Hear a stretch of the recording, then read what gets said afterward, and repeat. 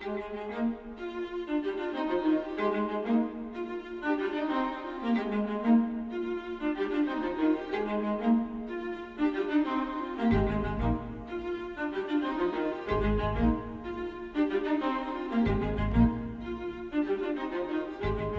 je suis à son deuxième volume, parce que celui que je suis en train de lire, il est fait en 3 volumes.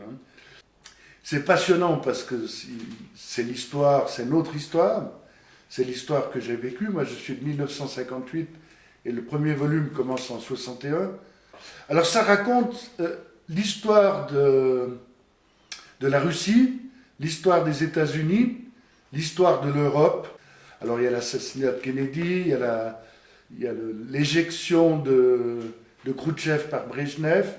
Et ensuite, en parallèle, il y a dans chaque pays, sous chaque régime différent, il y a une histoire d'amour d'un couple ou d'une famille. Ces familles de régimes différents se rencontrent, se marient, ont des enfants.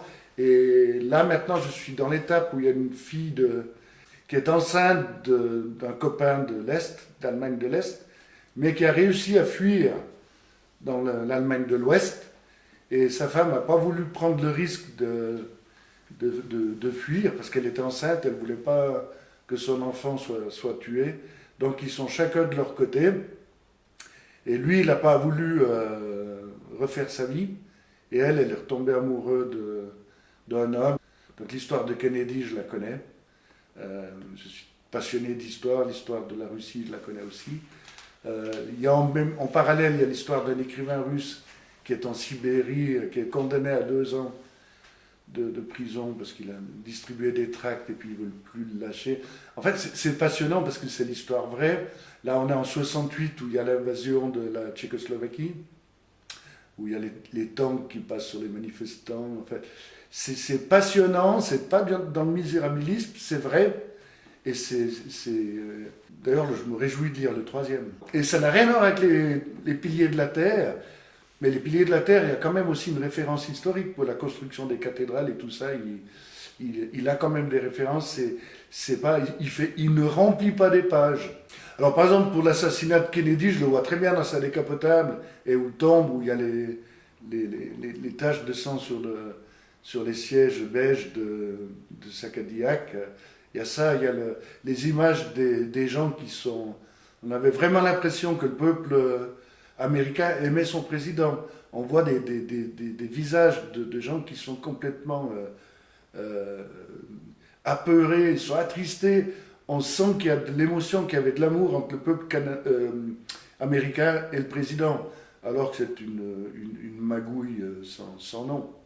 Je trouve que c'est très bien traduit. Et je profite de l'occasion pour dire que tous les bénévoles de la bibliothèque sonore lisent très très bien. Et c'est un sacré travail. Et il y a des personnes qui arrivent à lire jusqu'à 30 livres par année.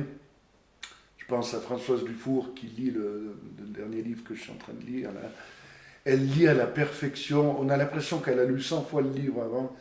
Et elle ne met pas d'émotion. Parce que si le lecteur met de l'émotion dans le livre, ça ne nous permet plus d'avoir notre propre émotion. Parce que quand on lit visuellement, on a une émotion en lisant. Par contre, quand c'est quelqu'un qui lit à notre place, si lui-même met de l'émotion, il nous vole notre propre émotion. Dans les livres audio que j'achète, parce que j'aime bien de temps en temps avoir un livre audio pour...